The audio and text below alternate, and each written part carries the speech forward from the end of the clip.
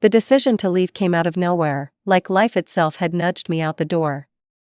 I was standing in the kitchen, sipping cold coffee, realizing I couldn't remember what day it was. My son played in the other room. My husband had left early, no kiss, no words, just silence. That heavy kind of silence that wraps around your chest and doesn't let go. I didn't cry. I didn't scream. I just opened my laptop, typed in seaside holiday with child, clicked book now. That was it. No long talks. No excuses. Just a suitcase, 2 tickets, and a sleepy little boy in the back seat. The new city greeted us with waves crashing and sunshine so bright it almost hurt. But it felt good, like I was being reminded that light still exists. The hotel was simple but had charm. White walls, the scent of something clean and unfamiliar. I opened the balcony doors and took a breath so deep, I wondered if I'd forgotten how to breathe properly before. Then, the reception desk. I went down to ask about dinner times. He was there, talking to the receptionist. He saw me first. His smile wasn't flirtatious, just familiar, like we'd met before in another life. I smiled back out of habit. But later, I realized his eyes lingered. Nothing happened then. Just a glance. A moment. A tired woman catching a glimmer of something unexpected. Just a whisper inside saying, "What if?" I came to rest. But maybe, just maybe, I came to wake up. Let me pause for a moment to ask you something. Share in the comments where you're listening from. Have you ever experienced something unexpected that turned everything upside down? I'd love to read your stories. And if you haven't subscribed yet, now is the perfect time. I'll keep going. I started seeing him everywhere. He'd pass by on the beach with a casual nod, as if by chance.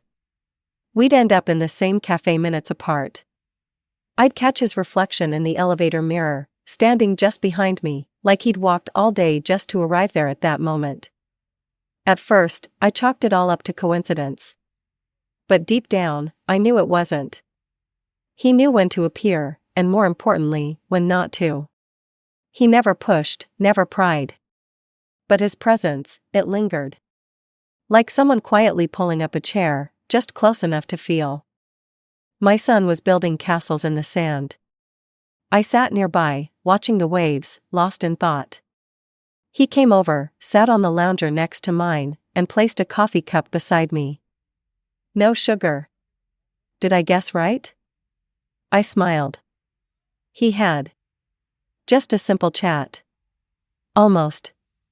We talked about movies, about books, about places we'd never been. He listened the way people rarely do, like he'd remember every word. Then it rained. Not a loud storm, but that soft, slow kind, the kind you don't run from, the kind that makes you stay.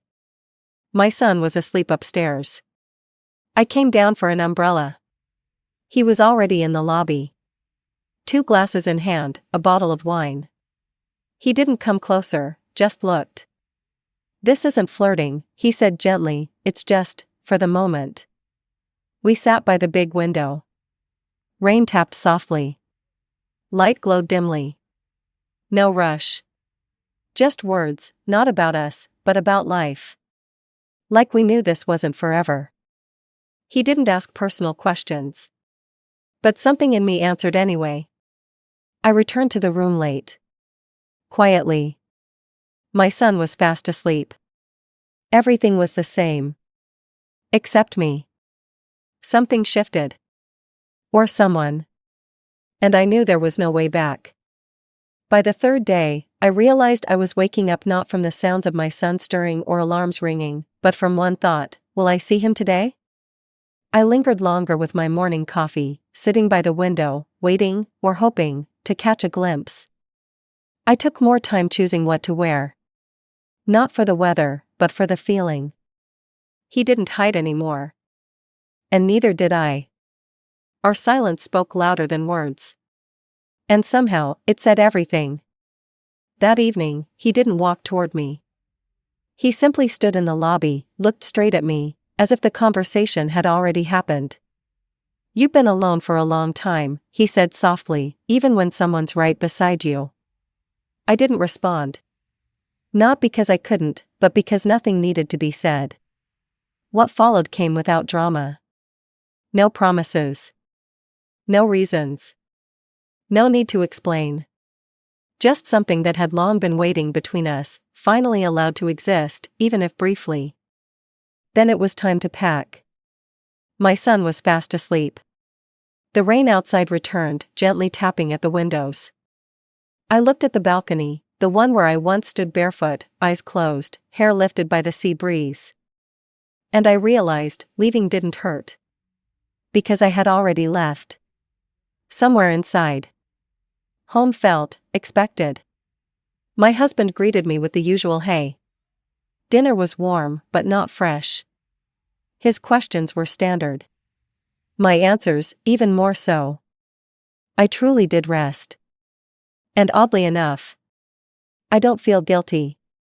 Sometimes, when the room is quiet and the curtains shift slightly in the breeze, I feel that same wind from the balcony. And I smile. Let me know in the comments what you think about this story. Have you ever experienced something similar in your own life?